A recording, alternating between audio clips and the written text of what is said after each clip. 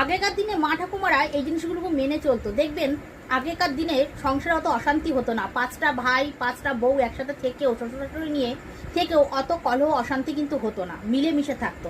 এখন সংসারে কেউ নেই, তবুও অশান্তি যেন লেগেই থাকে। এই অশান্তির মূল কারণ কি? আমরা অনেক সময় সেটা দেখেও না দেখার ভান করি। দেখুন, আমাদের ঘরের একটা গুরুত্বপূর্ণ জায়গা হলো আমাদের রান্নাঘর। এই রান্নাঘরটা যদি আমরা পরিষ্কার পরিচ্ছন্ন না রাখি, তাহলে কিন্তু সংসারে নানা রকম কলহ অশান্তি এমনকি অভাব অনটনও দেখতে পাওয়া যেতে পারে।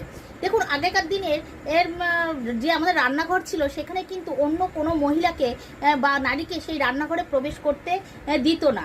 তাই বাড়ির অন্দরমহলে যেসব নারীরা থাকতো, সেই নারীরাই সেই রান্নাঘরে গিয়ে রন্ধন করতো। এখন আর সেই ব্যবস্থাও নেই, আর সেই কথা মানবেও বা কেউ মানতেও পারে না। তাই জন্য দেখবেন এখন আমাদের নানা রকম অশান্তি ঝামেলার মধ্যে আমরা পড়ে যাই। কিন্তু কি করবেন, এর থেকেও বেরানোর উপায় আছে। একটি কাজ করবে, রান্নাঘরে যে চুলা, এখন তো উনান নেই, এখন হলো গিয়ে গ্যাসের চুলা, সেই গ্যাসের চুলাটাকে সুন্দর করে পরিষ্কার পরিচ্ছন্ন করে রাখবেন।